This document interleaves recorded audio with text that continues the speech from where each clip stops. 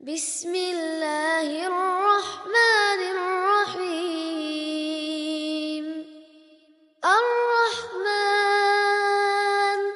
علم القرآن خلق الإنسان علمه البيان.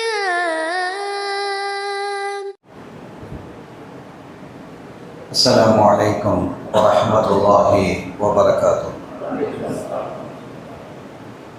حمدا لمن خلق الإنسان وعلمه البيان، والصلاة والسلام على رسول الله وعلى آله حزب الله وأصحابه جند الله، وبعد.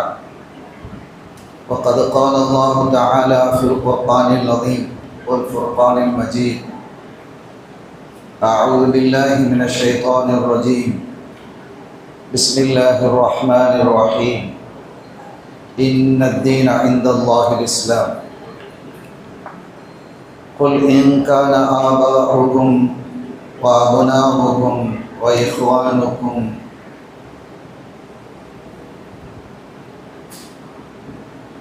சங்கைக்குரிய இந்த நிகழ்ச்சியினுடைய தலைவர் அவர்களே, மரியாதைக்குரிய பெரியோர்களே, அன்பின் உலமாக்களே, இந்த மஸ்ஜிதினுடைய நிர்வாகிகளே, வருகை தந்திருக்கக்கூடிய பெரியோர்களே, அன்பு சகோதரர்களே, அருமை தாய்மார்களே, சகோதரிகளே, எல்லாம் வல்ல அல்லாஹுவின் பேரருளும் நபிகள் நாயகம் ஸல்லல்லாஹு அலைஹி வஸல்லம் அவர்களது நல்லாசியும் நம் அத்தனை பேர் மீதும் நிலவுமாக.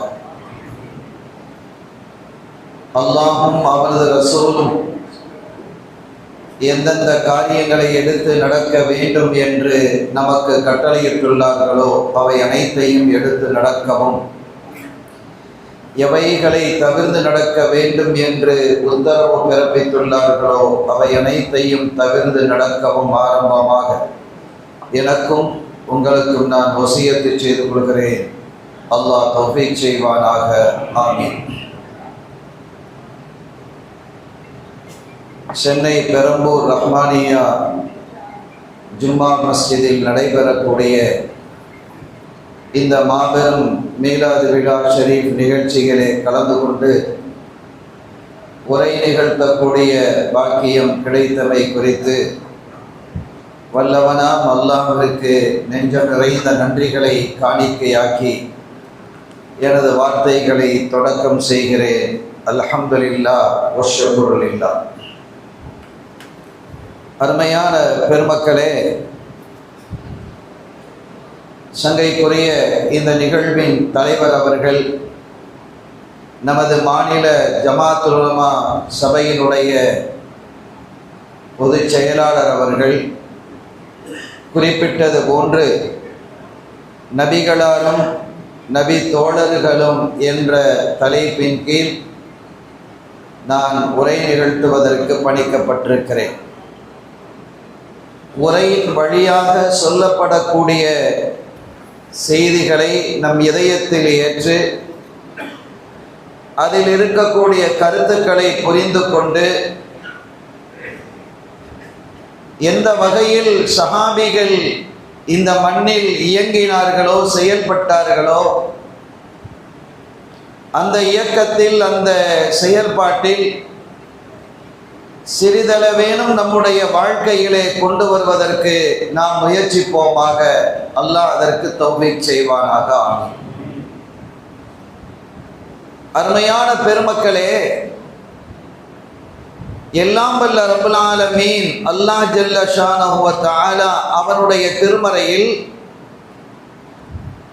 இந்த உலகத்தில் வாழும் மனிதர்களிலேயே நபிமார்களுக்கு அடுத்தபடியாக பொருந்தி கொண்டவர்கள் என்று அவன் குறிப்பிட்டது சஹாபிகளைத்தான். ஒரு முஸ்லிமினுடைய வாழ்க்கை என்பது இவ்வையகம் அல்ல, மறுமைதான் என்பதில் மோமீன்களுக்கு இடையில் இரண்டு வேறு கருத்துக்கள் இருக்க முடியாது. மறுமையை நோக்கி நாம் பயணிக்கிறோம். மறுமையே நம்முடைய குறிக்கோளாக நோக்கமாக இருக்க வேண்டும். மறுமையிலே சுவனம் பெற வேண்டும். அதற்கு மேலாக நரகத்தை விட்டும் விடுதலை அடைய வேண்டும். அதற்கும் மேலாக ஒன்று இருக்கிறது, அது அல்லாஹ்வினுடைய திருப்பொருத்தம்.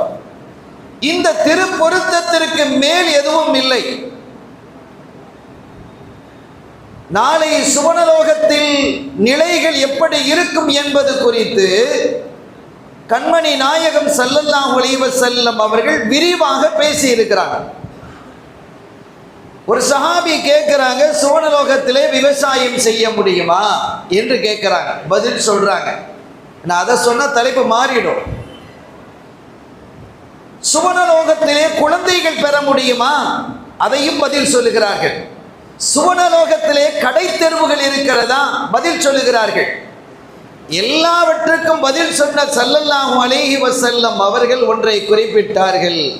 வரலாறுகளிலும் ஹதீதுகளிலும் காண முடிகிறது. ஒரு சுவனலோகத்திலே சென்ற மனிதன் அவன் சஞ்சலம் அடைவதில்லை, சங்கடம் அடைவதில்லை. அவன் சந்தோஷத்தையே காணுகிறான். அவனுடைய வாயிலிருந்து எச்சில் வருவதில்லை, மூக்கிலிருந்து சளி வருவதில்லை, மலஜலம் கழிப்பதில்லை, அசுத்தம் என்பது அங்கு இல்லை. வியர்வையும் கூட கஸ்தூரி மணமாக இருக்கும். இப்படியெல்லாம் ஹதீதுல இருக்கு. ஆனால் சுவனவாதிகளுக்கும் ஒரே ஒரு சமயத்தில் கவலை ஏற்படும். ஒரு சமயத்தில் மாத்திரம் கவலை ஏற்படும். இதை குறித்து அறிஞர்கள் மிக விரிவாக எழுதியிருக்கிறார்கள். ஒரு பொழுது திடீரென்று சுவனத்திலே வாழக்கூடியவர்களை சூழ்ந்து ஒரு அற்புதமான காற்று வீசும். அந்த காற்று வீசிய பொழுது அங்க இருக்கக்கூடியவர்கள் எல்லாம் சந்தோஷத்தினுடைய உச்சத்திற்கு செல்லுவார்கள். இந்த காற்று என்பது வெறும் காற்று அல்ல, அது ஒரு அழைப்பு என்பதை அவர்கள் புரிந்து கொள்வார்கள். அவர்களுக்கு தெரிவிக்கப்பட்டிருக்கும், அனுபவித்திருப்பார்கள். அந்த காற்று வந்தாலே போதும் பரவசம் அடைந்து விடுவார்கள். என்ன தெரியுமா, அல்லாஹுவை காணக்கூடிய பாக்கியம் கிடைக்க போகிறது என்பதற்கான அர்த்தம். அதற்கான அழைப்புகள் விடுக்கப்பட்டு மக்கள் எல்லாம் ஒரு பகுதியிலே திரளாக திரண்டு இருப்பார்கள். அந்த சமயத்தில் ரப்புல் ஆலமீன் அல்லாஹ் ஜல்ல ஷானஹு வ தஆலா அவருடைய நூர் அது வெளியாகும். அதை பார்ப்போம். அல்லாஹ் அந்த நசீபை நமக்கெல்லாம் தந்தருள் பாலிப்பானாக, நம் சந்ததிகளுக்கும் தருவானாக. அதை விட உயர்வான காட்சி எதுவும் இல்லை சுவனலோகத்தில், எதுவும் இல்லை.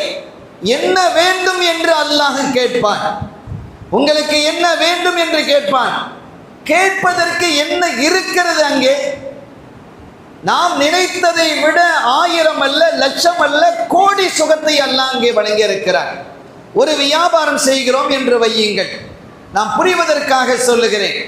அந்த வியாபாரத்தில் நாம் எதிர்பார்க்கிறோம், எப்படியும் இதிலே ஒரு 50,000 ரூபாயை நாம் லாபம் பார்த்து விட வேண்டும் என்று எண்ணுகிறோம். ஆனால் நமக்கு கிடைத்த லாபம் என்ன தெரியுமா? 50,000 அல்ல, 50,000 அல்ல, 50,000 கோடி கிடைக்கிறது என்றால் எப்படி இருக்கும்? சில பேருக்கு ஹார்ட் அட்டாக் வந்துடலாம், அதை தாங்க முடியாமல். ஆனால் அதையும் தாண்டிய அற்புதத்தை அல்லாஹ் அங்கே வழங்கி இருக்கிறான். சுகத்தை வர்ணிக்க முடியாது, அதற்கான வார்த்தைகள் எந்த மொழியிலும் இல்லை. மாலா ஐனுன் ராஜ் வலா உதுனுன் சமிஅத் வலா கதர அலா கல்பி பஷர். இதையெல்லாம் நான் ஏன் சொல்ல வர்றேன்னா, இதை சொன்னாதான் இந்த சஹாபிகள் யாருங்கிறத உங்களுக்கு புரியும்.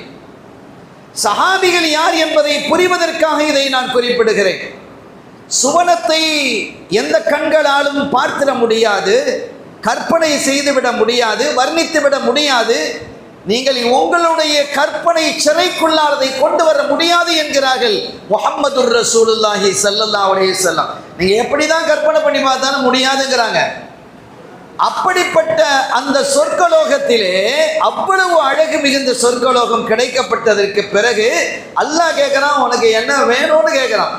கேட்கறதுக்கு என்னன்னு தெரியல. ஏன்னா நம்ம கற்பனையெல்லாம் பண்ண முடியாததெல்லாம் கிடைத்திருக்கிறது. கற்பனையே பண்ண முடியாததெல்லாம் கிடைத்திருக்கிறது என்றால் ஆச்சரியம் இல்லையா? சைக்கிளிலே போவதற்கான வாய்ப்பில்லாத ஒருவனுக்கு ரோல்ஸ் ராய் கிடைத்தால் எப்படி இருக்கும்? யோசித்து பாருங்கள். அல்லது சொந்தமாகவே ஒரு விமானம் அவனுக்கு வந்து தரப்பட்டால் எப்படி இருக்கும்? சொந்த விமானம் வச்சிருக்கிறவங்களாம் எப்படி நடந்திருக்கிறாங்கிறது வேற கதை. அருமையான பெருமக்களே, ஆக இவ்வளவு பெரிய சந்தோஷமும் மனநிறைவும் இருக்கக்கூடிய அந்த நேரத்தில் உங்களுக்கு என்ன வேண்டும் என்று கேட்கிறான்.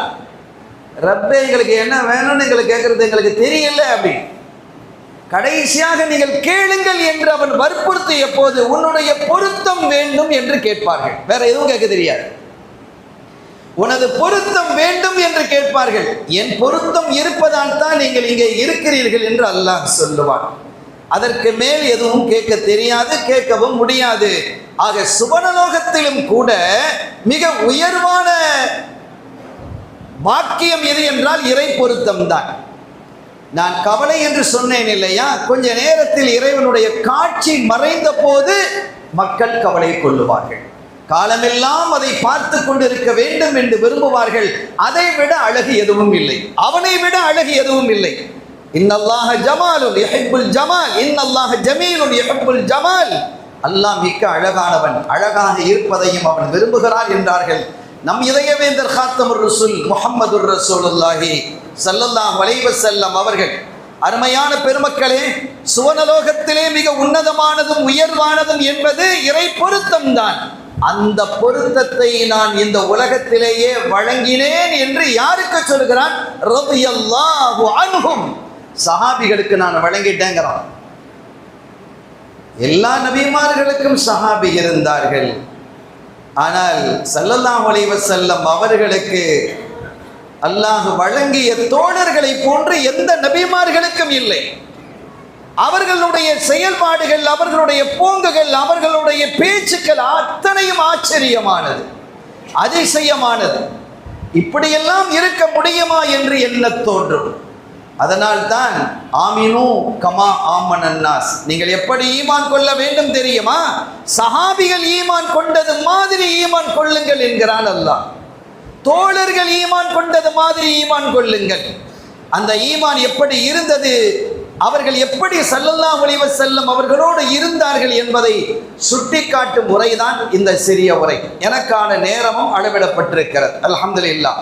அருமையான பெருமக்களே, அல்லாஹ் ஒரு வசனத்தில் சொன்னான், நாயகமே நீங்கள் சொல்லுங்கள், இன்கான ஆபாவுக்கும், உங்களினுடைய பெற்றோர், உங்களுடைய பிள்ளைகள், உங்களுடைய மனைவி மக்கள், உங்களுடைய குடும்பத்தார், உங்களினுடைய வியாபாரம் நீங்கள் தோல்வி அடைந்து விடுமோ என்று நீங்கள் பயப்படுகிறீர்களே, நஷ்டம் வந்து விடுமோ என்று நீங்கள் பயப்படுகிறீர்கள், அஞ்சுகிறீர்களே, அந்த வியாபாரம், நீங்கள் சம்பாதித்த பொருள்கள், நீங்கள் விரும்பக்கூடிய இல்லங்கள், உங்களினுடைய இல்லங்கள், இவைகளையெல்லாம் விட அல்லாஹ் ரசூலினுடைய மஹப்பத் உங்களுக்கு இருக்க வேண்டும்.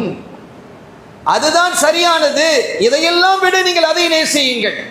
அப்படி இல்லை என்றால் இறைவனுடைய தண்டனையை எதிர்பாருங்கள் என்கிறான். ஆயத்துடைய சுருக்கத்தை சொன்னேன். சஹாபிகள் எப்படி இருந்திருக்கிறாங்க நீங்க பாருங்க. சித்திக் நாயகத்தை பத்தி சொன்னாங்க. சித்திக் நாயகத்தினுடைய தந்தை அபூ குஹாஃபா இஸ்லாத்துக்கு வரல. ஹிஜ்ரி 8ஆம் ஆண்டு வரை மக்கா வெற்றியின் போது கண் தெரியாத ஒரு நிலையிலே அவங்க இருக்கிறாங்க. சித்திக் நாயகத்தினுடைய தந்தை கண் தெரியல, கண் பார்வை போயிடுச்சு, பெரிய வயசு, பார்வை இல்லாத நிலை ஏற்பட்டு அபூபக்கர் சித்திக் ரலியல்லாஹு அன்ஹு வீட்டுக்கு போறாங்க. தங்க அத்தாவை கூப்பிடுறாங்க, நீங்க வாங்க, ஸல்லல்லாஹு அலைஹி வஸல்லம் அவர்கிட்ட வந்து ஈமானை ஏற்றுக்கணும். ஈமானை ஏற்றுக்கிறதுக்கு தயாராகிட்டாங்க. நான் முஸ்லீமா ஆகிறேன், களிமா சொல்றேன் அப்படின்னு தயாராகிட்டாங்க. நடக்க முடியாத நிலையில், பார்வை குன்றிய நிலையில் அல்லது பார்வை இல்லாத நிலையில் தன்னுடைய தந்தை அபூ குஹாஃபாவை அழைத்து கொண்டு ஸல்லல்லாஹு அலைஹி வஸல்லமுடைய சமூகத்தில் வர்றாங்க. அந்த நிலையை கண்டு ஸல்லல்லாஹு அலைஹி வஸல்லம் கேட்குறாங்க, யா அபூபக்கர், நீங்கள் சொல்லி இருந்தால் நான் வந்து களிமா சொல்லி கொடுத்துருப்பேனே. இவ்வளவு பெரிய மனுஷனை கஷ்டப்படுத்தி நீங்க கொண்டு வரணுமா? இவ்வளவு சிரமப்பட்டு கொண்டு வரணுமா? பார்வையும் தெரியவில்லை, நடையும் தளர்ந்து இருக்கிறது, நீங்கள் இவ்வளவு சிரமப்பட வேண்டுமா? சொல்லி இருந்தால் நான் அழைத்து கொண்டு வந்திருப்பேனே என்று சொன்ன பொழுது சித்திக் நாயகத்தினுடைய பதில் எப்படி இருந்தது தெரியுமா? நாயகமே, அவர்தான் உங்களை தேடி வருவதற்கு தகுதியானவர். என்ன வார்த்தை இது? அவர்தான் உங்களை தேடி வருவதற்கு தகுதியானவர். சஹாபிகள் தங்களினுடைய தந்தையை விட, புல்லிங்கான ஆபாவுக்கும், உங்களுடைய பெற்றோரை விட நீங்கள் ரசூலை நேசிக்க வேண்டும் என்கிறான் அல்லாஹ். சித்திக் நாயகம் முழுமையாக நேசித்தார்கள். ஹஜ்ரத் அவர்கள் நேரா இந்த ஹிஜ்ரத்தினுடைய செய்தியை சொல்லிட்டு வந்தாங்க. அந்த சௌர் குகையில சித்திக் நாயகத்தினுடைய நிலை எப்படி இருந்தது என்பது. ஹிஜ்ரத்து சஹாபிகளை அனுப்பிக்கிட்டு இருக்கிறாங்க ஸல்லல்லாஹு அலைஹி வஸல்லம். ஒவ்வொரு சஹாபியாக மக்காவிலிருந்து புறப்பட்டு மதீனா ஷரீஃப் வந்துட்டு இருக்கிறாங்க. ஹிஜ்ரத்தினுடைய சிறப்பும் சொல்லப்படுகிறது. ஹிஜ்ரத்தினுடைய சிறப்பு என்பது மிக உயர்வானது. ஹிஜ்ரத் மட்டும் இல்லை என்று இருக்குமேயானால் ஸல்லல்லாஹு அலைஹி வஸல்லம் மக்கால பிறந்திருக்க மாட்டாங்க, மதீனால தான் பிறந்திருப்பாங்க. ஏன் தெரியுமா? லவ்லல் ஹிஜ்ரத்து லகுன்து மினல் அன்சார். ஹிஜ்ரத் மாத்திரம் இல்லை என்றால் நான் அன்சாரிகளில் ஒருவனாகத்தான் இருந்திருப்பேன், மதீனாவாசியாகத்தான் நான் இருப்பேன் என்கிறார்கள். அடிப்படையில் அவர்களினுடைய தந்தை வழியும் மதீனாவாசி தான். அவங்களுடைய அத்தாவுடைய அப்துல்லா நாயகத்தினுடைய தந்தை அப்துல் முத்தலிப் பிறந்த ஊர் மக்கா அல்ல, மதீனா. அவங்களுடைய இயற்பெயர் ஷைபா, அது தனி வரலாறு.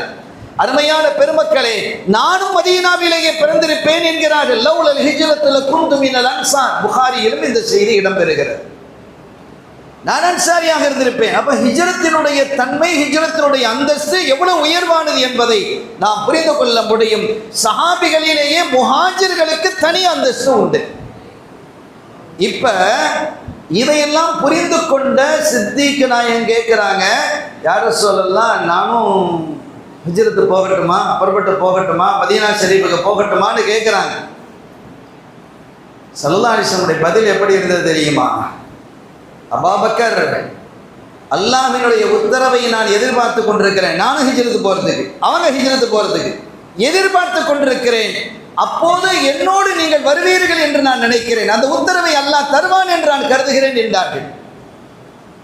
ஒரு கட்டத்தில் ஸல்லல்லாஹு அலைஹி வஸல்லம் அவர்களே ஹிஜ்ரத்து புறப்பட சொல்லுகிறான். நடுநிசையிலே 100 எதிரிகள் வீட்டை சூழ்ந்திருக்கிறார்கள். வெளியே வந்தால் வெட்ட வேண்டும் என்று அது ஒரு தனி தாருன் நதுவாவில் நடந்த ஒரு குழுவில் முடிவு செய்யப்பட்டு, ஒவ்வொரு குடும்பத்திலிருந்தும் 100 இளைஞர்கள் தேர்வு செய்யப்பட்டு கண்மணி ஸல்லல்லாஹு அலைஹி வஸல்லம் அவர்களுடைய வீட்டை சுற்றி இருக்கக்கூடிய நிலையில் புறப்படுங்க. அல்லாஹ் எப்படி பாருங்க, இவ்வளவு நாளா அல்லாஹ் சும்மா இருந்துட்டு சொல்லாம எப்ப புறப்பட சொல்றான்? 100 வீரர்கள் இளைஞர்கள் வாளோடு நிற்கிறார்கள், புறப்படுங்கள் என்கிறான்.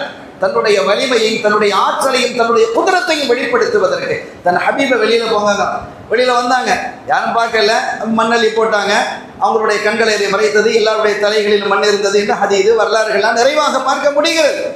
நேரம் எங்க வந்தாங்க? சித்திக் நாயகத்தை அழைச்சிட்டு போங்க நல்லா சொல்லிட்டான். சித்திக் நாயகத்தினுடைய வீட்டுக்கு நடுநிசையிலே வருகிறார்கள். நாம் கூர்ந்து கவனிக்க வேண்டிய இடம் இது சகோதரர்களே.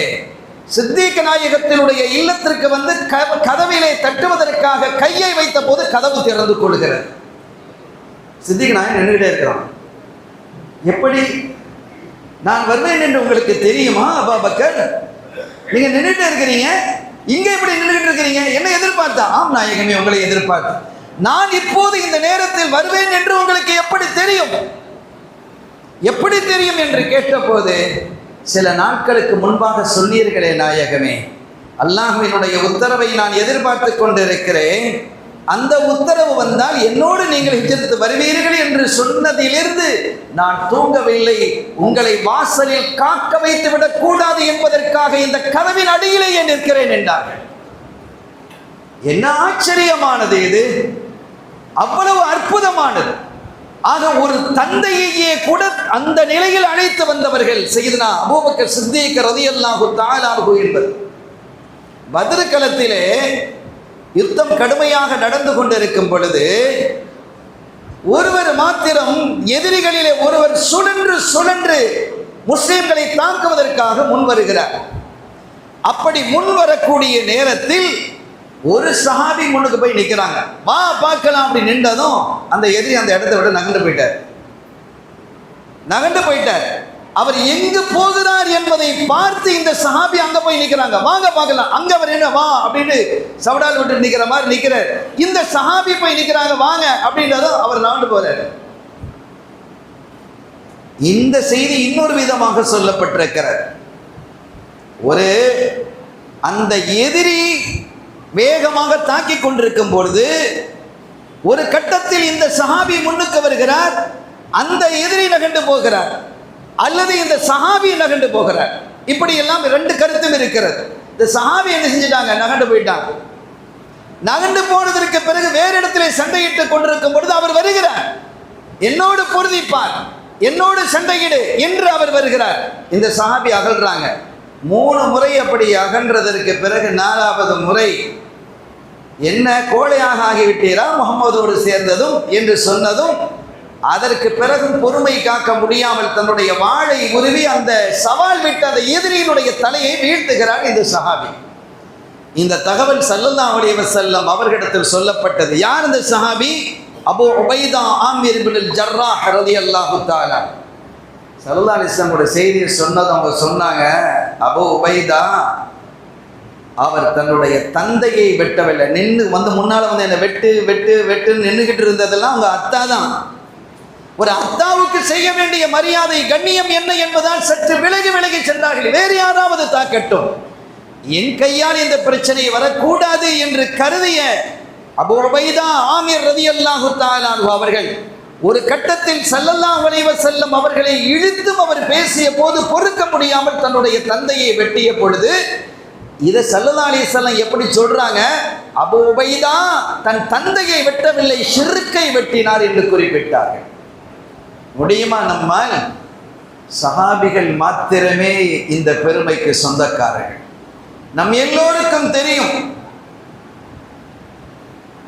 உபய் இப்னு சலூல் முனாஃபிக்குகளினுடைய தலைவன். அவன் குறித்து வசனங்கள் எல்லாம் நிறைய இறங்கியிருக்கு. கொஞ்ச நெஞ்ச சேட்டை பண்ணலாம, நிறைய சேட்டைகளை பண்ணியிருக்கிறான். அப்துல்லாஹ் இப்னு உபய் இப்னு சலூல் அவன் செய்த அட்டகாசங்கள் அநேகம். முஸ்தலஹ் என்ற யுத்தத்திலே ஒரு பிரச்சனையை அவன் ஏற்படுத்தினான், ஒரு பெரிய வம்பை ஏற்படுத்தினான். சஹாபிகளுக்கு அன்சாரிகளுக்கும் முஹாஜிர்களுக்கும் இடையிலே சண்டையை ஏற்படுத்துவது போன்ற பனு முஸ்தலஹ்னு ஒரு யுத்தம் நடந்தது. அந்த யுத்தத்தில் தான் ஆயிஷா நாயகி ரலியல்லாஹு திரும்பி வரும்போது ஆயிஷா நாயகி மீது இட்டு கட்டப்பட்டது. அந்த ஹதீதுல் கதுஸ் அந்த நடந்த நிகழ்வு. அருமையான பெருமக்களே, அந்த சமயத்தில் இவன் அநியாயம் செய்தான், அட்டூழியம் செய்தான். முஹாஜிர்களுக்கும் அன்சாரிகளுக்கும் இடையிலே சண்டையை ஊட்டி அதை மெருகூட்டினான். இதையெல்லாம் உணர்ந்து கொண்ட ஸல்லல்லாஹு அலைஹி வஸல்லம் அங்க ரொம்ப வருத்தப்பட்டாங்க. நீண்ட வரலாறு. கடைசியில் ஒரு வதந்தி பரவியது, அப்துல்லாஹ் இப்னு உபய் இப்னு சலூலை கொல்லுமாறு ஸல்லல்லாஹு அலைஹி வஸல்லம் அவர்கள் உத்தரவிட்டார்கள். ஆனா அப்படி கொல்லுமாறு உத்தரவிடுங்க நாயகமேன்னு உமர் நாயகம் சொன்னாங்க, உமர் ரலியல்லாஹு அன்ஹு சொன்னாங்க. ஸல்லல்லாஹு அலைஹி வஸல்லம் சொன்னாங்க, வரலாற்றிலே முஹம்மது தன்னுடைய தோழர்களை, முனாஃபிக்காக இருந்தாலும் ஸல்லல்லாஹு அலைஹி வஸல்லம் தோழர்களோடு தான் அவன் இருக்கான். லா இலாஹ இல்லல்லாஹ் முஹம்மது ரசூலுல்லாஹ்னு சொன்னவன் தான், ரசூலுல்லாஹ்வுக்கு பின்னால தொழுதவன் தான், தொழுதுட்டு ரசூலுல்லாஹ்வை கிண்டல் பண்ணியவன், ரசூலுல்லாஹ்வுக்கு எதிராக என்ன காரியங்கள் செய்ய வேண்டுமோ அத்தனையும் செம்மையாக செய்தவன். ஆனாலும் ஸல்லல்லாஹு அலைஹி வஸல்லம் சொன்னாங்க, முஹம்மது ஸல்லல்லாஹு அலைஹி வஸல்லம் தன்னுடைய தோழர்களை கொண்டார், வெட்டுவதற்கான உத்தரவு கொடுத்தார் என்ற ஒரு அவப்பெயர் வரலாற்றிலே பதிவதை நான் விரும்பவில்லை என்றார்கள். அதான் நடந்தது, அந்த உத்தரவு கொடுக்கல. ஆனால் ஒரு செய்தி வதந்தி பரவியது, இப்படி உத்தரவு கொடுத்திருக்கிறாங்கன்னு. இப்ப அந்த முனாஃபிக்குடைய மகன் அவர் வர்றாங்க, யா ரசூலல்லாஹ், என் தந்தையை நீங்கள் கொல்லுவதற்கு உத்தரவிட்டதாக ஒரு தகவல் என் காதில் விழுந்தது. அது உண்மையா இல்லையா என்று தெரியல, அதை தெரிஞ்சுட்டு போறதுக்கு நான் வந்திருக்கிறேன். என் கல்வில இருக்கிறது நான் தெளிவா சொல்ற நாயகமே, நீங்க தவறாக எடுத்துக்கொள்ளக்கூடாது. சொல்லுங்க. ஒரு அருமையான சஹாபி, அவங்க நல்ல தூய சஹாபி, அவங்க பேரும் அப்துல்லா தான், அத்தா பேரும் அப்துல்லா தான், அப்துல்லாஹ் இப்னு உபய் இப்னு சலூல். சொல்லுங்க நாங்க என்னன்னாங்க. அந்த திரும்பி வரும்போது, யுத்தத்திலிருந்து திரும்பி வரும்பொழுது, நீங்கள் ஒருவேளை அப்படி உத்தரவிட்டால் அது சரிதான், உத்தரவிட்டது ரசூல் தான் என்று தெரிந்தால் அதை தெரிந்த எந்த சஹாபியும் என் தந்தையை கொன்று விடுவார். அது இயல்பு. ஒரு சஹாபியும் பின்தங்க மாட்டாங்க. நீங்க சொல்லிட்டா செஞ்சிடுவாங்க, அது எனக்கு தெரியும். ஆனால் என் தந்தையை பொறுத்தவரை என்னோடு நன்றாக இருக்கிறார், என்னுடைய உரிமைகளை அவர் சரியாக பேணுகிறார், எனக்கு செய்ய வேண்டிய கடமைகள் எல்லாம் செய்கிறார், என் மீது அதிக பிரியம் வைத்திருக்கிறார், எல்லாம் இருக்கு. அதுல நான் எந்த குறையும் சொல்ல மாட்டேன். அதனால எனக்கும் தந்தையின் மீது பிரியம் உண்டு. ஆனால் இப்படி ஒரு இன்சிடென்ட் நடந்தால், யாராவது ஒரு சஹாபி என் தந்தையை வெட்டினால் அவர் மீது எனக்கு இயல்பாக கோபம் வரும். மனசுல இருக்கலாம் வெளிப்படையா பேசுறாங்க, எனக்கு கோபம் வரும். ஏதாவது ஒரு வாய்ப்பு கிடைத்தால் நான் அவரை கொன்று விடுவேன், அந்த சஹாபியை கொன்றுடுவேன், அதை செய்வேன். அப்படிதான் என்னுடைய மனசு சொல்லுது. நான் அப்படி செய்தால் நான் செல்லும் இடம் நரகம். நான் ஒரு சஹாபியை கொண்டுட்டா நான் எங்க போவேன்? நான் நரகத்துக்கு தான் போவேன். அதையும் அவங்களே சொல்றாங்க, நான் நரகத்துக்கு போய் விடுவேன். இதெல்லாம் ஒரு பிரச்சனையாகவே இருக்கிறது. எனவே நாயகமே, உங்களிடத்தில் நான் கேட்டுக்கொள்வது, என் தந்தை கொல்லப்பட வேண்டியவர் தான் என்று நீங்கள் சொன்னால் என் தந்தையினுடைய தலையை நானே வெட்டி உங்கள் காலடியில் வைப்பேன், வேறு யாரும் வெட்டுவதற்கு அனுமதிக்க மாட்டேன். ஏன்னா அவர் மேல எனக்கு கோபம் வரும். நீங்க பார்க்கலாம், வளமையா ஸ்கூல்ல டீச்சர்ஸ் பிள்ளைகளை அடிப்பாங்க, அடிச்சா நமக்கு கோபம் வரும். ஆனால் நாம பிள்ளைகளை அடிப்போம், அப்போ கோபம் வராது. நம்ம பிள்ளைகளை அடிச்சா நமக்கு பிரச்சனை இல்லை, சேட்டை பண்ணுது, திட்டுது, அப்படி ஏதாவது தப்பா நடந்துக்கிட்டா நம்ம அடிப்போம். ஆனால் டீச்சரோ அல்லது வேறு யாராவது அடித்தால் கோபம் வருகிறது இல்லையா? இந்த இயல்பு அந்த சஹாபியிடமும் இருந்தது. யாராவது செய்தால் எனக்கு கோபம் வந்து நான் சென்று அவரை கொன்றுவிட்டு நான் நரகத்துக்கு போவதை விட அவர் கொல்லப்பட வேண்டியவர் என்று நாயகமே நீங்கள் சொல்லுங்கள், நான் அவரை கொண்டு அவருடைய தலையை உங்களுடைய காலடிகளை சமர்ப்பிக்கிறேன் என்றார்கள். இதுதான் சஹாபி. அது மாத்திரமல்ல, இந்த பனு முஸ்தலக் யுத்தத்திலே அவர் பிரச்சனையை உண்டு பண்ணி அன்சாரிகளை பார்த்து சொல்றாரு, ஏன்பா நான் சொல்லலையா, இந்த மக்காலிருந்து வந்த அந்த பரதேசிகளுக்கு எவ்வளவு பெரிய இடம் கொடுத்துட்டீங்க, வீடை கொடுத்தீங்க, பொருளை கொடுத்தீங்க, சொத்தை கொடுத்தீங்க, வாழ்க்கையில பாதியை கொடுத்தீங்க, என்னடா முட்டாள்தனமா நடந்தீங்க, அப்படியெல்லாம் செய்யாதீங்க, ஏதோ போனா போதுன்னு ஏதோ செய்யுங்கன்னு சொன்னா நீங்க எல்லாத்தையும் கொடுப்பீங்களா? அவர் ஏற்கனவே ஒரு லீடர், ஏற்கனவே ஒரு பெரிய லீடர், மதீனால ராஜா மாதிரி இருந்தவர். ஸல்லல்லாஹு அலைஹி வஸல்லம் வந்ததுனால தன்னுடைய அந்த ராஜா பதவி போய்விட்டதோ என்ற எண்ணம் அவருக்கு, அந்த தாழ்வு மனப்பான்மை அவருக்கு இருந்தது. அதுதான் அது ஒரு பொறாமையாக, ஹசதாக, நிஃபாக்காக மாறியது. ஆக இவர் சொன்னார், மதீனா சென்றதுக்கு பிறகு இந்த யுத்தத்தில் வெற்றி கிடைச்சது. மதீனா போனதுக்கு பின்னால நாம் என்ன செய்ய வேண்டும்? அந்த மதீனாவை விட்டும் கண்ணியமிக்க அன்சாரிகளாகிய நாம் அதல்ல இழிவானவர்களாக இருக்கக்கூடிய முஹாஜிர்களை, மக்காவாசிகளை அந்த ஊரை விட்டும் வெளியேற்ற வேண்டும் அப்படின்னு வேற சொன்னார். இது தெளிவாகவே யாருடைய காதில் விழுந்தது? அவங்க மகன் காதில் விழுது. ஒன்றும் சொல்லலை, மகன் கேட்டுக்கிட்டார், மகன் அதையெல்லாம் வாங்கிக்கிட்டார். அவங்களுடைய மகனார் காதிலும் இது விழுகிறது. மதீனாவுக்கு வந்தாச்சு, எல்லாரும் உள்ள போயிட்டே இருக்கிறாங்க. ஸல்லல்லாஹு உள்ள போனாங்க முதல்ல, அதுக்கப்புறம் சாபிகள் போயிட்டு இருக்கிறாங்க. அப்படி ஒரு ஏரியால ஒரு பகுதி வழியாக ஒரு பாதை இருக்குது, அந்த பாதை வழியாக மதீனாவுக்கு போறாங்க உள்ள. அந்த பாதையிலே இவர் நின்று கொண்டார். தன்னுடைய தந்தை வர்றார், அத்தா வாரார், வாழ ஒரு ஸ்டாப் அப்படிங்கிறான், நீங்க உள்ள போகக்கூடாது. ஏன்பா நான் உள்ள போனேன்? யார் சொல்றான்? மகன் சொல்றாரு, நீங்க உள்ள போகக்கூடாது, அன்சாரிகளை நீங்க வெளியாக்குவீர்களா? அந்த மக்காவாசிகளை, முஹாஜிர்களை மதீனா ஷரீஃபை விட்டும் நீங்கள் வெளியாக்குவீர்களா? நீங்கள் சொன்னதை நான் கேட்டேன், நீங்க உள்ள போகக்கூடாது, உங்களை நான் வெளியாக்குவேன். ஸல்லல்லாஹு அலைஹி வஸல்லம் அவர்களிடத்தில் இதை பற்றி நான் செய்தியை அனுப்புவேன். அவர்கள் உங்களை விட சொன்னா நீங்க உள்ள போகலாம், இல்லைன்னா அப்படியே வெளியில போயிடும், நீங்க எங்கேயும் போங்க, மதீனாக்குள்ள வரக்கூடாது. தன் தந்தை, பிரியமான தந்தை, பாசத்திற்குரிய தந்தை, தந்தையினுடைய எல்லா கடமைகளையும் அவர் நிறைவேற்றி இருக்கிறார், எந்த குறையும் செய்யவில்லை என்று அவரே சொல்கிறார். எவ்வளவு பெரிய ஆச்சரியம் இல்லையா? ஸல்லல்லாஹு அலைஹி வஸல்லம் தகவல் போது மகனாரை கூப்பிட்டாங்க, அவர் நம்மோடு நல்ல சுஹபத்தில் இருக்கிறதைத்தான் நாம் விரும்புகிறோம். ஸல்லல்லாஹு சொல்றாங்க. என்ன கருணை நபி! வெட்டுனா வெட்டிட்டு போயிடுவாங்க, வெட்டுனா வெட்டிட்டு போயிடுவாங்க. ஆனா அவர் நம்மோடு நல்ல சுகபத்தில் இருப்பதையே நாம் விரும்புகிறோம். அவர் நண்போடு நன்றாக இருந்தால் நாமும் நன்றாக இருப்போம் என்று ஸல்லல்லாஹு அலைஹி வஸல்லம் சொல்லி அவரை உள்ள விடுங்க, தடுக்காதீங்க என்னாங்க ஸல்லல்லாஹு அலைஹி வஸல்லம். நாம் சொல்ல வருவது தந்தை என்று கூட பார்க்காமல் எது சரியோ அதை செய்பவர்கள் தான் சஹாபிகள். குல்லின்கான ஆபாவுக்கும். இப்படி எத்தனை தகவல்களை நாம் இதிலே பார்க்க முடிகிறது. முஸ்அப் இப்னு உமைர் ரலியல்லாஹு தஆலா அற்புதமான இளைஞர், மிக அழகானவர், அழகான தோற்றம். ஒரு சைடில் அவங்க பார்த்தா ரசூலுல்லாஹ் மாதிரி தெரியும். அதனால தான் உஹது யுத்தத்திலே அவர்கள் ஷஹீதான பொழுது ரசூலுல்லாஹ் ஷஹீதாகி விட்டார்கள் என்ற ஒரு வதந்தி பரவியதற்கும் அதுவும் ஒரு காரணமாக அமைந்தது. பெரிய செல்வந்தர் வீட்டு பிள்ளை, செல்வந்தர் லேசான செல்வந்தர் இல்லை. ஒரு தடவை அணிந்த ஆடையை இன்னொரு தடவை அணிவது இல்லை. அவங்க பேரண்ட்ஸ் அனுமதிக்க மாட்டாங்க.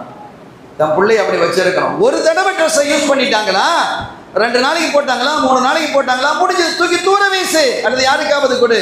புதிய ஆடை தான் அணிய வேண்டும். கழுவி அணிதல் என்பதே இல்லை. எவ்வளவு பெரிய வசதியோடு இருந்திருப்பாங்க. இஸ்லாமியத்தை ஏற்றுக்கொண்டார்கள் என்று தெரிந்த பொழுது என்ன செஞ்சாங்க தெரியுமா? அவங்களுடைய பேரண்ட்ஸு ஹவுஸ் அரெஸ்ட் பண்ணாங்க. ஆனாலும் அதை விட்டு வெளியில் வரல. முடியாது, இஸ்லாத்தை விட்டு நான் வெளியே செல்ல மாட்டேன் என்பதை உறுதியாக இருந்தார்கள். கடைசியில் இனிமேல் எங்களுடைய சொத்துக்களில் ஒரு பைசா உனக்கு கிடைக்காது, எதுவும் கிடைக்காது, எதுவும் தேவையில்லை, எனக்கு அல்லாஹும் ரசூலும் வேண்டும் என்றார்கள். எனக்கு நீங்க வேணும், ஆனா நீங்க என்ன உதறினால் உங்களை விட அதிகமாக நான் நேசிப்பது அல்லாஹ்வையும் ரசூலையும் என்று சொல்லி வீட்டை விட்டு வெளியேறினார்கள்.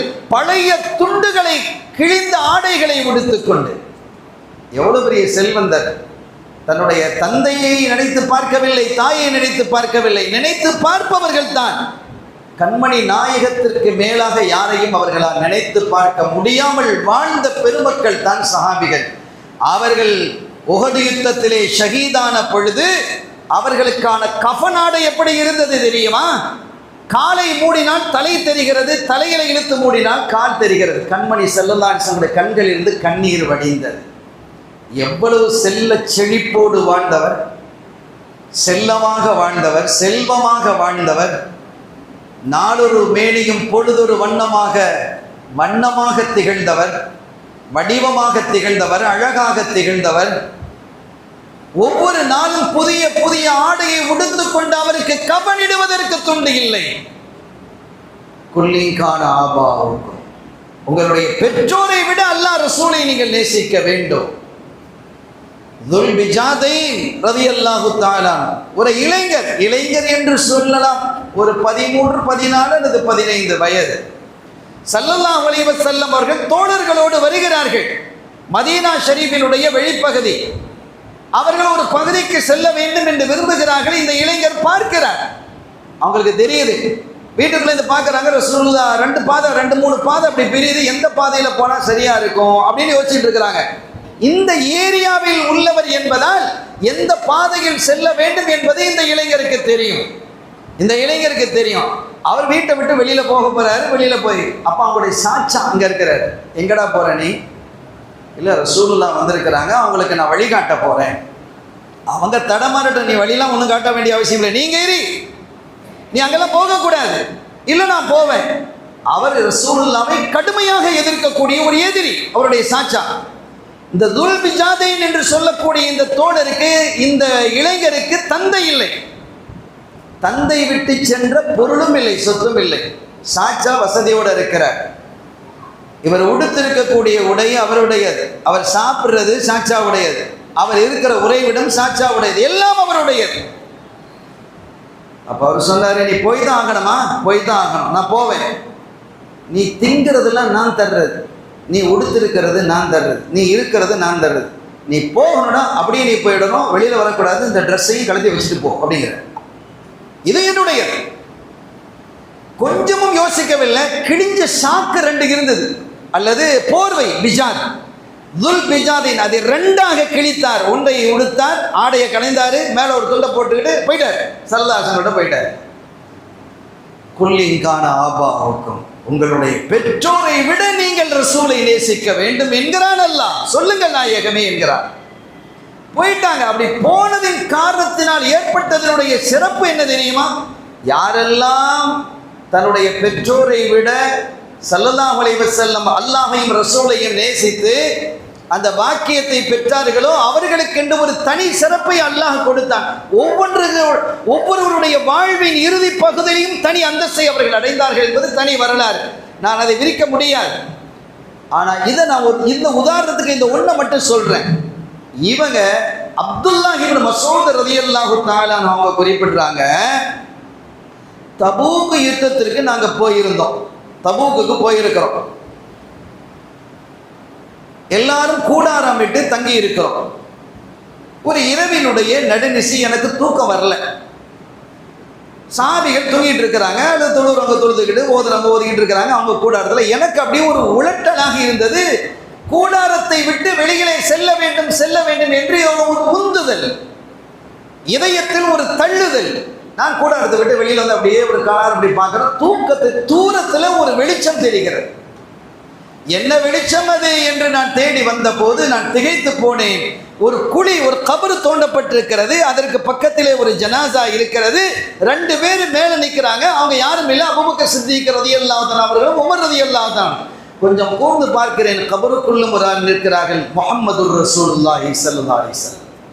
அவங்க சொன்னாங்க, நாவில் சாஹிபக்குமா, உங்களுடைய அந்த தோழரை என் தூக்கி என்னுடைய கையிலே தாருங்கள் என்கிறார்கள் ஸல்லல்லாஹு அலைஹி வஸல்லம். ஸல்லல்லாஹு அலைஹி வஸல்லம் கபர்ல இறங்கி ஜனாசாவை உள்ள வச்சாங்கிறது ரொம்ப சொற்பமான 5 பேருக்கு மாத்திரமே கபருக்குள்ள இறங்கி இருக்கிறாங்க ஸல்லல்லாஹு அலைஹி வஸல்லம். அதுல இவங்க ஒரு ஆள், இந்த ஜனாசா ஒரு ஆள். நான் உற்று பார்த்தேன், அது யாரும் இல்லை, துல் பிஜாதை, அந்த இளைஞர் தான். அவங்க மூத்தாயிட்டாங்க. அவங்கள அடக்கிறதுக்காக வேண்டி இந்த 3 பேர் தான் சேர்ந்து குழியை தோண்டி இருக்கிறாங்க. எப்படிப்பட்டவர்களுடைய கரத்தால் குழி தோண்டப்பட்டு என் கரத்தில் தாருங்கள் என்கிறார்கள். கபருக்குள்ள ஸல்லல்லாஹு அலைஹி நின்று தன்னுடைய கையிலே வாங்கி ஜனாசாவை கீழே வைத்து விட்டு, அல்லாஹும்ம இன்னி அம்சைது அன்ஹு ராதின் ஃபர்தான். எவ்வளவு அற்புதமான துவா. இறைவா, நான் இவரை பொருந்திக் கொண்டேன், நீயும் பொருந்திக்கொள். அப்போ இப்னு மஸ்ஊத் ரலியல்லாஹு அன்ஹு சொல்றாங்க, இந்த ஜனாசாவாக நான் இருந்திருக்க வேண்டுமே என்று விரும்பினேன். என்ன புரியுறோம்னா, அல்லாஹ்வினுடைய பொருத்தம் கிடைச்சிருச்சு இல்ல, நான் ரசூலுடைய பொருத்தம் கன்ஃபார்ம் ஆகுது.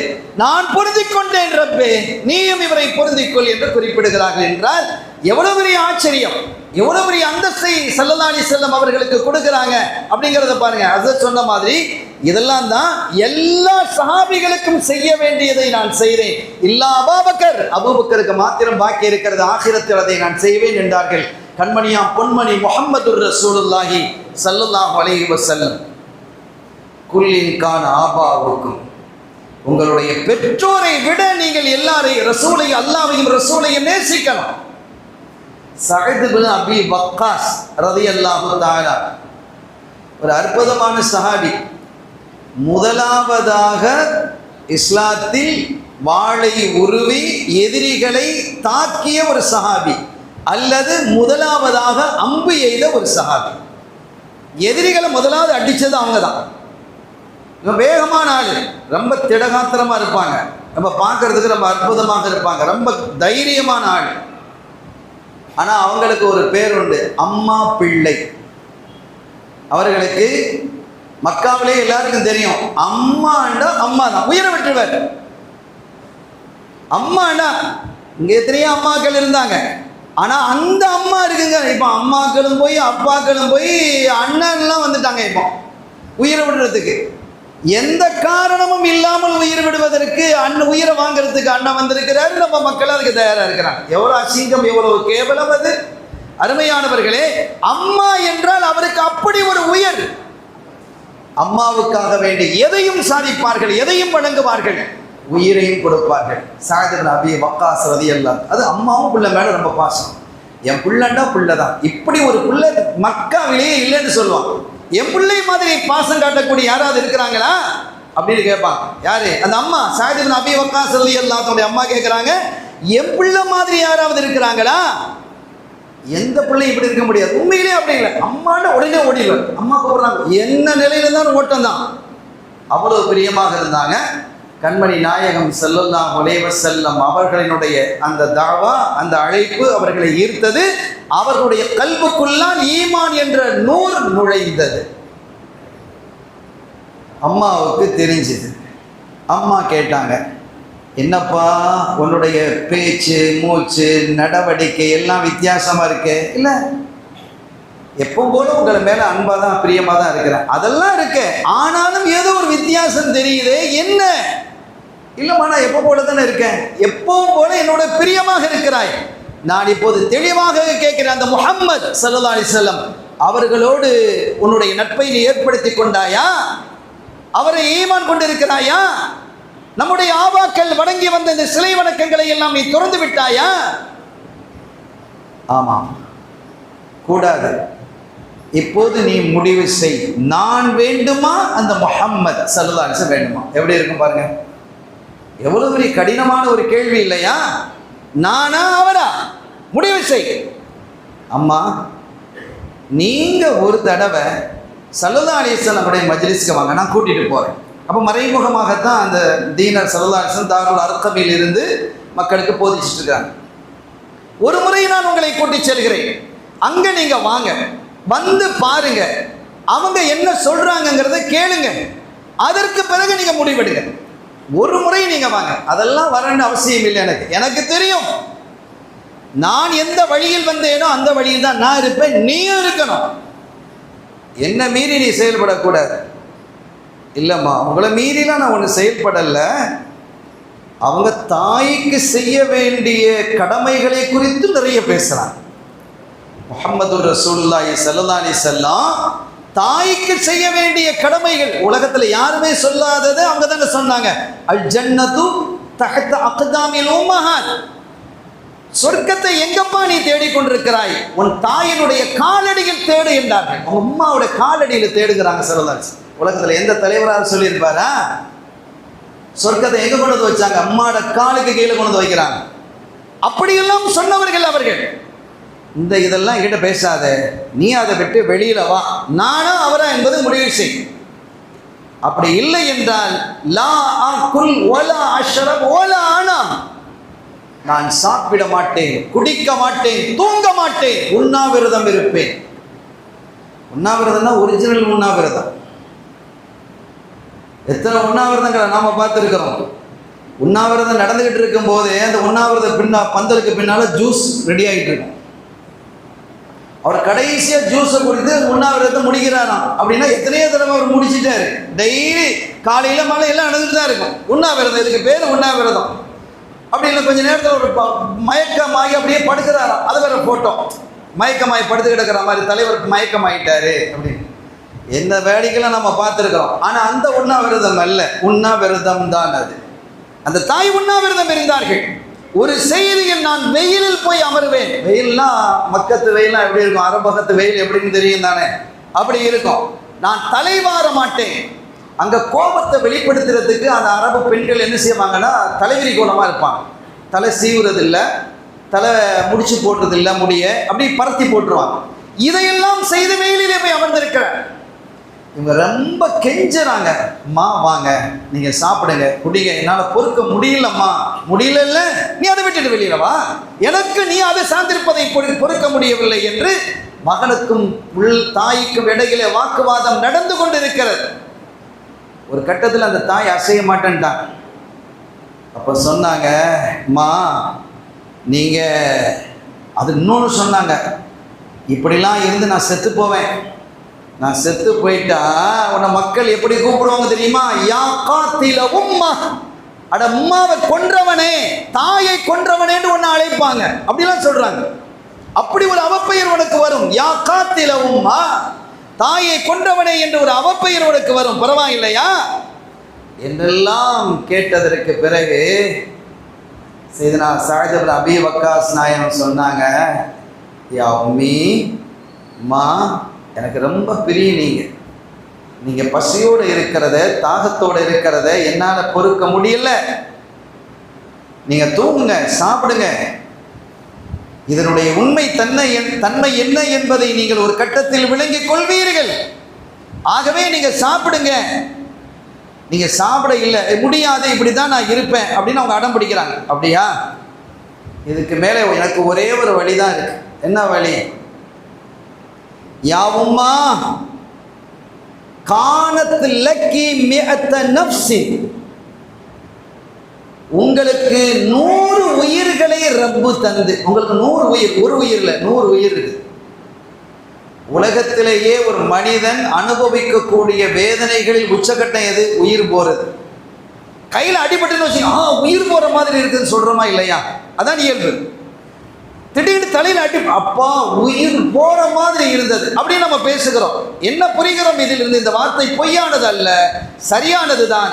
உலகத்தில் ஒரு மனிதன் அனுபவிக்கக்கூடிய வேதனைகளினுடைய உச்சக்கட்டம் உயிர், ரூஹ் பிரிவது தான், உயிர் போறது தான். ஒரு உயிர் போறதா இருந்தாலும் எப்படி இருக்கும்? இப்ப இந்த சாதரதியில் தான் சொல்றாங்க, உங்களுக்கு 100 உயிர் இருந்து ஒவ்வொரு உயிரா உங்களை விட்டு பிரியுது. நீங்க வேதனையில துடிக்கிறீங்க, அப்பவும் என்ன செய்றீங்க? ரசூலை விட்டு வாங்க வா வான்னு கூப்பிடுறீங்க. நீங்க அந்த வேதனையில் துடிக்கக்கூடிய நிலையிலும் மா தரக்து தீனி, என்னுடைய மார்க்கத்தை, என்னுடைய ஹபீபை நான் விட மாட்டேன், அவர்களை விட்டு நான் வரமாட்டேன். எனக்கு நீங்க வேணும், ஆனால் உங்களை விட எனக்கு ரசூல் வேணும். நீங்களா ரசூலா என்று கேட்டீங்க இல்லையா? நீங்க 2 பேரும் வேணும். இந்த 2இல் ஒன்றை தேர்வு செய் என்றால் நான் அல்லாஹ்வின் திருத்தூதர் ஸல்லல்லாஹு அலைஹி வஸல்லம் அவர்களை தேர்வு செய்வேன் என்றார்கள். அந்த தாயார் தோற்று போய்விட்டார். தன்னுடைய விரதத்தை, அந்த உண்ணாவிரதத்தையும் முடித்து கொண்டு சாப்பிட்டார் என்று வரலாற்றை நாம் பார்க்கிறோம். ஹதீதுகளில் அது இருக்கிறது. இந்த தகவல் ஸல்லல்லாஹு அலைஹி வஸல்லம் அவர்களுக்கு கிடைத்த பொழுது ஒரு அற்புதமான துஆவை செய்தார்கள். இறைவா, அவருடைய பிரார்த்தனைகள் எல்லாம் அல்லாஹும்ம அஜிப் தஅவதஹு வஸத்தித் ரம்யதஹு, அவங்க என்ன துஆ கேட்டாலும் கபூலாக்கிடுனா. வரலாற்றில் பார்க்குறோம், சல்லல்லாஹு காலத்துக்கு பின்னால சஅத் இப்னு அபீ வக்காஸ் ரலியல்லாஹு தஆலா அவருடைய வீட்டுக்கு முன்னால ஒவ்வொரு நாளும் சுபஹ் தொழுகைக்கு பெரிய ஒரு கூட்டம் நிற்குமா, துஆ செய்ய சொல்லி, எனக்கு துஆ செய்யுங்க, எனக்கு துஆ செய்யுங்க, இந்த காரியத்துக்காக அவ்வளோ பேருக்கு துஆ செய்வாங்க. அது அவ்வளோ கபூலாகி இருக்கிறது. அவர்கள் துஆவை இன்னொரு கட்டத்தில் உஹது யுத்தத்தில் ஸல்லல்லாஹு அலைஹி வஸல்லம் காயப்பட்டிருக்கிறாங்க. பக்கத்தில் சஅத் ரலியல்லாஹு தஆலா இருக்கிறாங்க. இர்மியா சஅத், சஅத் நீங்க அம்பு எய்ங்கன்றாங்க. அம்பு எய்ஞ்சு அப்படி அவர் அம்பு எய்தால் அது குறி தவறாமல் தாக்கும்படி நீ வை ரப்பேன்னு துஆ செஞ்சாங்க. இப்போ அவங்க குட்டியில் நிறைய அம்பு வச்சிருக்கிறாங்க. அம்பை எடுத்து இர்மியா சஅத் அப்படின்னு சொல்லிட்டு அடுத்து ஒன்று சொல்றாங்க பாருங்க, அதுதான் ரொம்ப பெரிய ஆச்சரியம். பொதுவாக சஹாபிகள் கண்மணி ஸல்லல்லாஹு அலைஹி வஸல்லம் அவருடைய சமூகத்தில் வந்தா ஃபிதாக அபீ வ உம்மி யா ரசூலல்லாஹ், நாயகமே என் தாயும் தந்தையும் உங்களுக்கு அர்ப்பணமாகட்டும் என்பார்கள். தன் தாய் தந்தையெல்லாம் அர்ப்பணிச்சுட்டு ரசூல்கிட்ட முறையிடுவான். ஃபிதாக அபீ வ உம்மி யா ரசூலல்லாஹ், என் தாயும் தந்தையும் உங்களுக்கு அர்ப்பணம். இங்க பாருங்க, இர்மியா சஅத் ஃபிதாக அபீ வ உம்மினா சல்லல்லாஹு சொல்றாங்க, என் தாயும் தந்தையும் சஅதே உங்களுக்கு அர்ப்பணம் தான். காரணம், அவ்வளவு பிரியத்திற்குரிய தாயை விட தன்னை தேர்வு செய்ததால், தன் ரப்பை தேர்வு செய்ததால். குல்லின் கான ஆபாவுக்கும், உங்களினுடைய பெற்றோரை விட நீங்கள் யாரை தேர்வு செய்ய வேண்டும்? அல்லாஹ் ரசூலை தேர்வு செய்ய வேண்டும் என்று அல்லாஹ் சொன்னான். சஹாபிகள் அப்படியே செய்தார்கள் என்பதை நாம் வரலாற்றிலே ஹதீதுகளிலே பார்க்க முடிகிறது. இன்னொரு கட்டத்தில் உமர் ரலியல்லாஹு தஆலாவுடைய காலம், உமர் ரலியல்லாஹு தஆலாவுடைய காலத்தில் சையதுனா சஅத் இப்னு அபீ வக்காஸ் ரலியல்லாஹு தஆலா ஒரு இடத்துல உட்கார்ந்துருக்கிறாங்க, ஒரு பஜார் பக்கத்தில் உட்கார்ந்துருக்கிறாங்க. அவர்களுடைய அடிமை பெண் அங்கேருந்து வராங்க, ஏதோ ஒரு வேலைக்கு வராங்க. சஅத் நாயகத்தினுடைய வேலைக்கார பெண், அடிமை பெண். கொஞ்சம் காற்று கடுமையாக வீசிக்கிட்டு இருக்கு. அப்படி வீசிக்கிட்டு இருக்கும்போது அவங்க தலையில் போட்டிருந்த அந்த மஃப்தா பறந்துட்டு காற்றுல தூக்கிட்டு போயிடுச்சு. அவங்க ஹிஜாப் போட்டிருந்தாங்க, அதை தூக்கிட்டு போயிடுச்சு, அது தூரத்தில் போய் விழுந்துச்சு. நேரத்தை பாருங்க, அந்த நேரத்தில் எதிர்த்தாப்புல உமர் ரலியல்லாஹு அன்ஹு வராங்க. ஆள் எப்படி நமக்கு தெரியும் தானே. உமர் ரலியல்லாஹு அன்ஹு வந்தாங்க. எங்கவா, என்ன தலையில் ஹிஜாப் இல்லை, என்ன இப்படி வர்றா? யாரையும் விட்டு வைக்க மாட்டாங்க அவங்க. உடனே எப்படி தானே, என்ன எப்படி இருக்கிற அப்படின்னு. இல்லை, காற்று தூக்கிட்டு போயிடுச்சு. காற்று தூக்கிட்டு போகிற அளவுக்கு தான் நீ ஹிஜாபை மாட்டிட்டு வருவியா நீ என்று அப்படி கண்டிச்சுக்கிட்டே இருக்கிறாங்க. இதை யார் பார்த்துட்டு இருக்கிறா? சாததியை தான் பார்த்துட்டு இருக்கிறாங்க. நேரம் அங்கேருந்து இறங்கி வந்தாங்க. அமீல் மோமினின், அவன் என்னுடைய அடிமை பெண் தான், வேலைக்கார பெண்ணு தான், அவள் ஒழுங்காக தான் வந்தா. அவன் நினச்சி பார்க்கல இவ்வளோ வேகமாக காற்று வீசுன்னு சொல்லி, அது காற்று தூக்கி வீசிடுச்சு, இவ்வளோதான். இதை போய் நீங்கள் பெருசுப்படுத்தாதீங்க, அவளை மன்னிச்சு அனுப்பிடுங்க, சப்ஜெக்ட் போடுங்க, இதுதான் இப்போ மேட்ரு. இல்லை பெண்கள் அப்படியெல்லாம் வரக்கூடாது அப்படின்னு இவங்க கண்டிஷன் பண்ணுறாங்க. இப்போ என்ன செய்யணுங்கிறீங்க? இனிமேல் இப்படியெல்லாம் வரக்கூடாது, இவளுக்கு தண்டனை கொடுக்க வேண்டும் என்று 2 பேருக்கு இடையில வாக்குவாதம் வந்தது. ஒரு கட்டத்தில் சஅத் ரலியல்லாஹு அன்ஹு அவர்களுக்கு கொஞ்சம் கோபம் வந்தது. கையை உயர்த்தினாங்க, டக்குன்னு கையை பிடிச்சிட்டாங்க. சஅத் கையை உயர்த்தாதீங்க, லா தர்ஃபா யதை, நீங்கள் கையை உயர்த்தினா அது கபூலாயின்னு எனக்கு தெரியாது, நான் இந்த சப்ஜெக்டை விட்டுறேன், நீங்கள் வேணுமானா வேறு என்ன வேணுமானா என்ன செஞ்சுக்கங்க, எனக்கு கையை மட்டும் உயர்த்திடாதீங்க ரப்ப இடத்துல. அந்த அளவிற்கு ஒரு கட்டத்தில் இதே சஅத் ரலியல்லாஹு தஆலா அன்ஹு அவர்கள் மிஸ்ரில் இருக்கிறாங்க, ஈஜிப்டில் மிஸ்ரில் இருக்கிறாங்க. இவங்க வயதானதற்கு பிறகு, ஆனது பிறகு ஆள் அழகாக இருப்பாங்க, அவ்வளோ ஆஜானுபாகமான தோற்றம், பார்க்கறதுக்கு வசீகர தோற்றத்தோடு இருப்பாங்க சஅத் ரலியல்லாஹு தஆலா. ஒரு இளம்பெண் அங்கேருந்து வர்ற, திரும்பி இப்படி வந்து பார்த்துட்டு இருக்கிறாங்க. என்ன உத்து பார்க்குற, என்ன போ அங்கே, ஒரு பொம்பளை பிள்ளையா நீ, போங்க அப்படின்ட்டு. அவர் திரும்பி வந்து பார்க்குறான். இனிமேல் நீ திரும்பி பார்த்தா உன் கழுத்து அந்த பக்கமாக திரும்பிடும் அப்படின்ட்டான். அந்த பெண் திரும்பி பார்த்த போது அவருடைய முகம் முதுகு பக்கம் திரும்பியது என்று வரலாற்றில் பதிவாகி இருக்கிறது.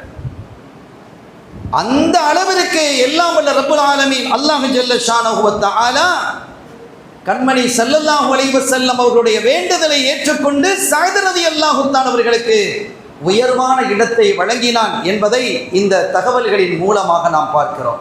அருமையான பெருமக்களே, இஷாவுக்கான நேரம் வந்துவிட்டது. என்னுடைய உரையை நான் ஒரு நிமிஷத்தில் நிறைவுபடுத்திக் கொள்கிறேன். கண்ணியத்திற்குரிய பெருமக்களே, அல்லாஹ் சொன்னான், உங்களுடைய பெற்றோர், உங்களுடைய பிள்ளைகள், உங்களுடைய குடும்பம், உங்களுடைய மனைவி, உங்களுடைய வியாபாரம், நீங்கள் விரும்பக்கூடிய உங்களுடைய இல்லம், இவைகளையெல்லாம் விட அல்லாஹ் ரசூலை நேசிக்கணும் அப்படிங்கிறதுல ஒரு சப்ஜெக்டை மட்டும் இப்போ தூங்கி இருக்கிறோம். ஆபாவுக்கும் உங்களுடைய பெற்றோர் என்பதை மட்டும்தான் ஒரு சில தகவல்களை நாம் சொல்லி இருக்கிறோம். அதுக்கு பின்னாலே வரிசையாக இருக்கு. எனவே எல்லா நிலைகளிலும் சஹாபிகள் நம் இதயவேந்தர் காத்தமுர் ரசூல் முஹம்மது ரசூலுல்லாஹி ஸல்லல்லாஹு அலைஹி வஸல்லம் அவர்களை எப்படி நேசிக்க வேண்டும் என்று அல்லாஹ் விரும்பினானோ அப்படி நேசித்ததின் காரணத்தினால் அல்லாஹ் அவர்களை இந்த வையத்திலே புவனத்தில் வாழும் காலத்திலே சுவனத்து புருஷர்களாக பொருந்திக் கொண்டான் என்பதை விளங்கிக் கொண்டு அந்த பெருமக்களினுடைய வாழ்வை ஒட்டி நம்முடைய வாழ்வை அமைத்துக் கொள்வோமாக. இந்த மஜ்லிஸை அல்லாஹ் கபூல் செய்வானாக. கண்மணி ஸல்லல்லாஹு அலைஹி வஸல்லம் அவர்களுடைய பிரியத்தை நம்முடைய இதயம் நிறைவாக தந்த உஷாக்குர் ரசூல்களாக அல்லாஹ் என்னையும் உங்களையும் நம்முடைய சந்ததிகளையும் ஆக்கி அருள் வாழிப்பானாக. பிஹக்கி ஹபீபிஹி ஸல்லல்லாஹு அலைஹி வஸல்லம். எல்லாம் வல்ல அல்லாஹ்வின் அருளையும் ஸல்லல்லாஹு அலைஹி வஸல்லம் அவர்கள் ஷஃபாஅத்தையும் பெறுவோமாக. வாய்ப்பளித்தமைக்கு நன்றி. வஆகிரு தஅவானா அல்ஹம்துலில்லாஹி ரப்பில் ஆலமீன். والسلام عليكم ورحمة الله وبركاته. صدق الله العظيم.